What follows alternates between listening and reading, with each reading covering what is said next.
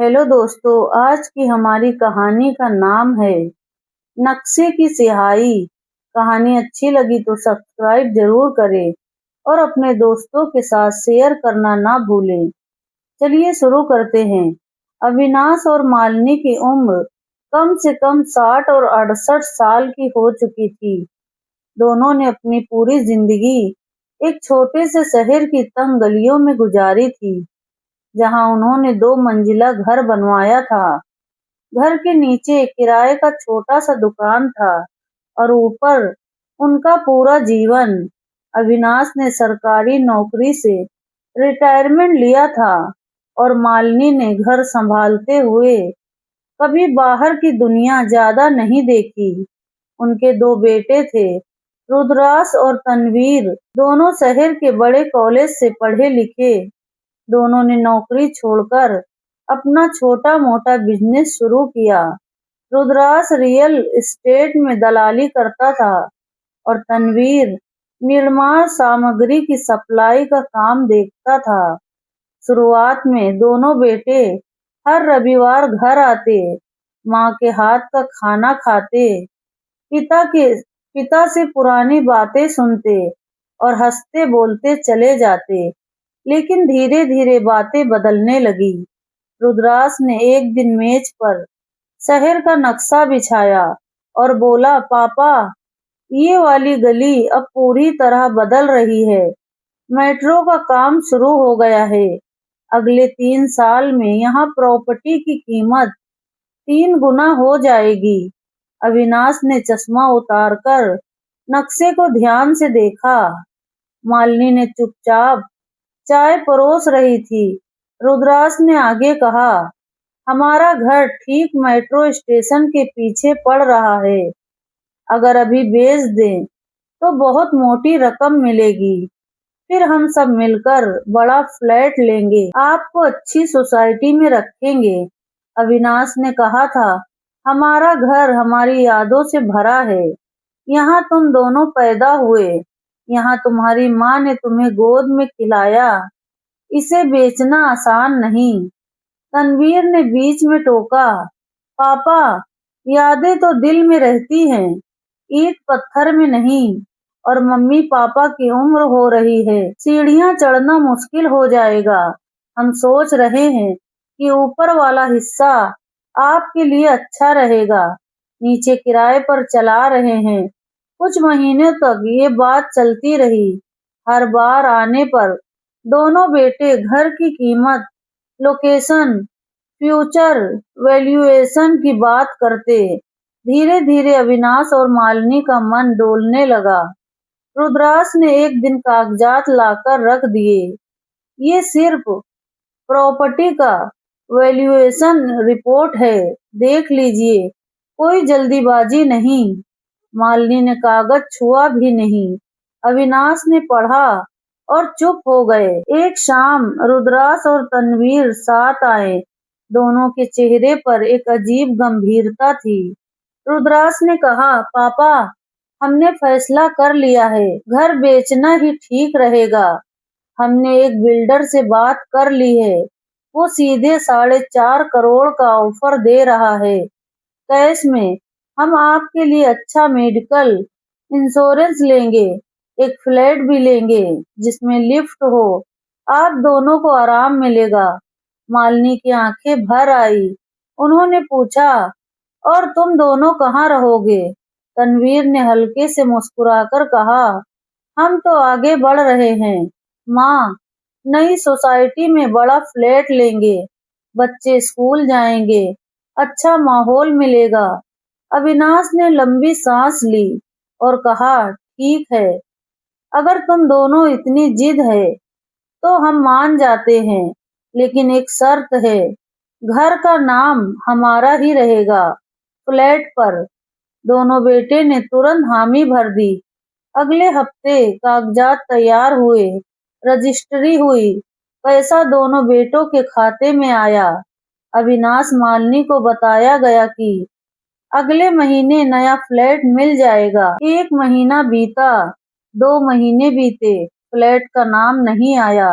जब पूछा तो रुद्रास ने कहा, बिल्डर ने प्रोजेक्ट थोड़ा डीले कर दिया है, लेकिन चिंता मत करो, 3 महीने बाद मालिनी बीमार पड़ गई। अस्पताल में भर्ती करना पड़ा। डॉक्टरों ने कहा high blood pressure, sugar, heart की दिक्कत, इलाज महंगा था। अविनाश ने रुद्रास को फोन किया। रुद्रास ने कहा पापा, अभी थोड़ा कैश टाइट है, बिजनेस में इन्वेस्ट कर दिया, अगले महीने भेज देंगे। अस्पताल के बिल बढ़ते गए, मालिनी की हालत बिगड़ती गई। अविनाश रोज रुद्रास और तनवीर को फोन करते, कभी फोन नहीं उठता, कभी उठाता तो कहते बहुत मीटिंग चल रही है। एक दिन तनवीर आया, हाथ में एक छोटा सा लिफाफा था। उसने कहा पापा, ये 10,000 है, बाकी धीरे धीरे भेज देंगे। हमने सोचा था कि घर बेचकर सब सेट हो जाएगा, लेकिन बाजार गिर गया, बिल्डर ने भी धोखा दे दिया। अविनाश ने लिफाफा नहीं लिया, बस चुपचाप देखते रहे। अब घर पुराना वाला नहीं रहा। दोनों बेटे नए मोबाइल नंबर ले चुके थे। पुराने घर की जगह अब एक बहुमंजिला इमारत खड़ी होने वाली थी।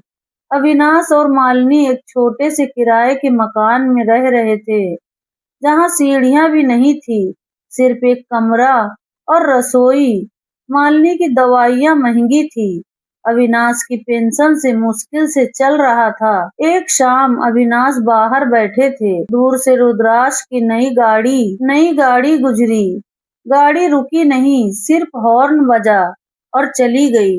अविनाश ने देखा, उनकी आंखों में उनकी आंखों में आंसू नहीं थे, बस एक खालीपन था, जैसे कोई पुरानी स्याही नक्शे से धुल गई हो और अब वहां सिर्फ खाली जगह बची हो। अविनाश के मन में एक विचार जन्म ले रहा था, धीरे धीरे, जैसे कोई पुरानी जड़ें फिर से जमीन फोड़ रही हैं।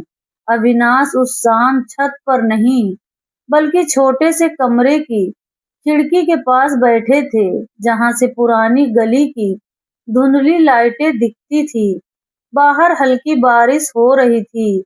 बारिश की बूंदें खिड़की के शीशे पर गिरकर रुक जाती, फिर धीरे धीरे नीचे सरक जाती, जैसे उनकी जिंदगी की यादें। मन में एक विचार बार बार घूम रहा था, ना कि बदला लेने का, ना कि रोने का, विचार था सच का।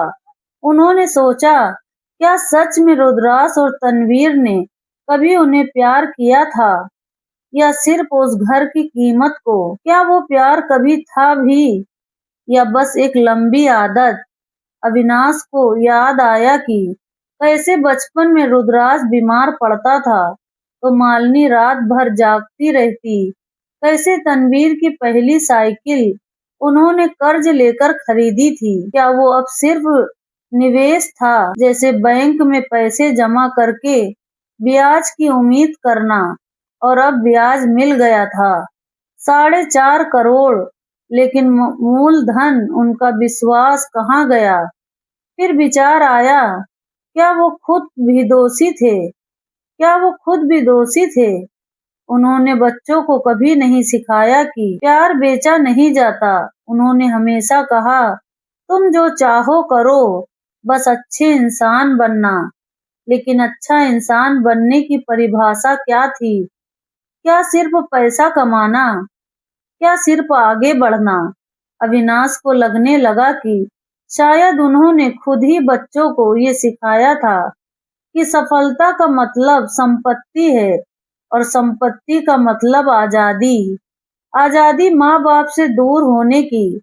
सबसे गहरा विचार ये था, अब क्या करें? चुपचाप मरने का इंतजार करें, या कुछ ऐसा करें कि कम से कम उनकी मौत के बाद कोई कहे कि अविनाश ने हार नहीं मानी। उन्होंने फैसला किया कि पहले मालिनी को ठीक करना जरूरी है। दवाइयाँ, डॉक्टर, अस्पताल, इसके लिए पैसा चाहिए, पेंशन से नहीं होगा। तो उन्होंने पुरानी डायरी निकाली, जिसमें उनके पुराने सहकर्मी, दोस्त, रिश्तेदारों के नाम थे। कई सालों से बात नहीं हुई थी, लेकिन अब वक्त था। अगले दिन सुबह अविनाश ने पहला फोन किया पुराने ऑफिस के एक सहकर्मी को, जो अब एक एनजीओ चला रहा था। बात हुई। सहकर्मी ने कहा, अविनाश जी, आपकी हालत सुनकर दुख हुआ। हमारे पास बुजुर्गों के लिए मेडिकल सहायता का फंड है। आप आइए, कागजात भरिए। अविनाश गए, फॉर्म भरे, कुछ मदद मिली, फिर दूसरे फोन किए। एक एक करके पुराने रिश्ते फिर से जुड़ने लगे। कोई दवा भेजता, कोई थोड़े पैसे, कोई सिर्फ बात करने आता। धीरे धीरे अविनाश ने समझा कि जो बच्चों ने छीना था वो दुनिया अभी भी दे सकती है, सिर्फ मांगना पड़ता है। लेकिन यह आसान नहीं था। हर फोन के बाद मन में एक चुभन रहती, क्यों बच्चों को नहीं बता रहे, क्यों उनसे नहीं मांग रहे। जवाब था, क्योंकि अब उनसे मांगने लायक कुछ बचा ही नहीं था। विश्वास टूट चुका था। एक दिन मालिनी ने पूछा, अविनाश, तुम इतने दिनों से क्या सोचते रहते हो? अविनाश ने कहा, सोच रहा हूँ कि हमारी जिंदगी का नक्शा अब स्याही से नहीं बल्कि दागों से बना है। लेकिन दाग भी तो हिस्सा है ना। शायद इन्हीं दागों से नया नक्शा बनाना पड़े। उसी शाम रुद्राक्ष का मैसेज आया, पहले कई महीनों बाद। पापा, सब ठीक? मम्मी कैसी है? हम अगले हफ्ते आ रहे हैं, कुछ जरूरी बात करनी है। अविनाश ने मैसेज पढ़ा। कोई भावना नहीं उठी, बस एक सवाल मन में आया, अब क्या बात बची है? पैसा, फ्लैट या अब कुछ और? अविनाश ने जवाब नहीं दिया। उन्होंने बस खिड़की से बाहर देखा। बारिश रुक चुकी थी। गली में एक पुराना पेड़ खड़ा था, जिसकी जड़ें अब फुटपाथ तोड़कर बाहर निकल आई थी, मजबूत, अटल। अविनाश ने सोचा, शायद हमारी जड़ें भी अभी मरी नहीं हैं, बस थोड़ा और गहरा जाना बाकी है। रुद्राक्ष और तनवीर का आना अब सिर्फ मुलाकात नहीं, बल्कि एक नई परीक्षा बनने वाला था। एक हफ्ते बाद रविवार को दोपहर रुद्राक्ष आया। नई चमचमाती एसयूवी गली में रुकी और नहीं बजाया। शायद इसलिए कि अब उस गली में उसकी अपनी कोई पहचान नहीं बची थी। वो अकेला आया था, तनवीर नहीं था। हाथ में कोई फूलों का गुलदस्ता नहीं, न कोई मिठाई का डब्बा, बस एक छोटा सा प्लास्टिक का बैग जिसमें कुछ दवाइयों की स्ट्रिप्स दिख रही थी। अविनाश दरवाजे पर खड़े थे। रुद्राक्ष ने देखते ही कहा, पापा, मम्मी कैसी है? आवाज में वही पुरानी आदत थी, लेकिन अब उसमें कोई गहराई नहीं थी, जैसे कोई स्क्रिप्ट पढ़ रहा हो। अविनाश ने सिर्फ सिर हिलाया और अंदर आने का इशारा किया। मालिनी बिस्तर पर लेटी थी, आंखें खुली, लेकिन चेहरा थका हुआ। रुद्राक्ष ने उनके पास बैठकर दवाइयां निकाली। ये नई दवा है, डॉक्टर ने बताया था, मैंने खुद जाकर ली। मालिनी ने कुछ नहीं कहा, बस देखती रही। रुद्राक्ष ने बैग से एक लिफाफा भी निकाला। पापा, ये 25,000 है, पिछले महीने का बाकी और अगले महीने का भेज दूंगा। अविनाश ने लिफाफा हाथ में लिया, लेकिन खोला नहीं। उन्होंने पूछा, तुम अकेले क्यों आए? तनवीर कहाँ है? रुद्राक्ष ने नजरें झुकाई। वो बहुत व्यस्त हैं, नया प्रोजेक्ट आया है, बड़े बिल्डर के साथ पार्टनरशिप। फिर थोड़ा रुककर बोला, पापा, असल में मैं इसलिए आया हूँ क्योंकि पुराने घर की जो रजिस्ट्री हुई थी उसमें एक छोटी सी गड़बड़ निकली है। बिल्डर कह रहा है कि कुछ पुराने कागजात में आपका नाम अभी भी है। वो चाहता है कि हम सब मिलकर एक एफिडेविट बनवाएं, जिसमें आप लिख दें कि आपको कोई आपत्ति नहीं है। अविनाश चुप रहे। रुद्राक्ष ने आगे कहा, ये बस फॉर्मेलिटी है, इससे प्रोजेक्ट में कोई रुकावट नहीं आएगी। और अगर सब स्मूथ हो गया तो हम आपको जल्दी ही नया फ्लैट दिला देंगे, वादा है। अविनाश ने पहली बार मुस्कुराए, एक ऐसी मुस्कान जो दर्द से भरी थी लेकिन अब हल्की भी। उन्होंने कहा, रुद्राज, तुम्हें याद है जब तुम छोटे थे तो तुम्हें सपने दिखते थे कि तुम बड़ा आदमी बनोगे, बड़ा घर लोगे, कार लोगे। मैं तुमसे कहता था, बस इतना याद रखना कि जो घर तुम्हें मिला है वो सिर्फ ईंट पत्थर नहीं, उसमें हमारी सांसें बसी हैं। रुद्राज ने सिर झुकाया। पापा, मैं समझता हूँ, लेकिन जिंदगी अब बदल गई है। अविनाश ने कहा, नहीं, जिंदगी नहीं बदली, सिर्फ तुम्हारी नजरें बदल गई हैं। तुम अब उस घर को सिर्फ नंबर में देखते हो, 4.5 करोड़, लेकिन मेरे लिए वो घर अभी भी वही है जहाँ तुम्हारी पहली हंसी गूंजी थी। रुद्राज चुप हो गया, फिर बोला, पापा, एफिडेविट पर साइन कर देंगे ना? अविनाश ने लिफाफा टेबल पर रख दिया। नहीं। रुद्राज का चेहरा सख्त हो गया। क्यों? ये तो बस क्योंकि मैं अब समझ गया हूँ। अविनाश ने बीच में टोका कि अगर मैं साइन कर दूंगा तो ये आखिरी बार होगा जब तुम मेरे पास किसी वजह से आओगे। मैं नहीं चाहता कि हमारी आखिरी मुलाकात एक कागज पर हो। रुद्रास उठ खड़ा हुआ। पापा, आप समझ नहीं रहे, इससे सबका नुकसान होगा। नुकसान तो पहले ही हो चुका है, अविनाश ने शांत स्वर में कहा। अब सिर्फ हिसाब बाकी है। रुद्रास कुछ देर खड़ा रहा, फिर बैग उठाया और बाहर की ओर बढ़ा। दरवाजे पर रुककर बोला, मैं फिर आऊंगा, सोच लीजिएगा। अविनाश ने जवाब नहीं दिया, बस दरवाजा बंद होने की आवाज सुनी। बाहर एसयूवी का इंजन स्टार्ट हुआ, गाड़ी चली गई। कमरे में सन्नाटा छा गया। मालिनी ने धीरे से कहा, अविनाश, तुमने सही किया।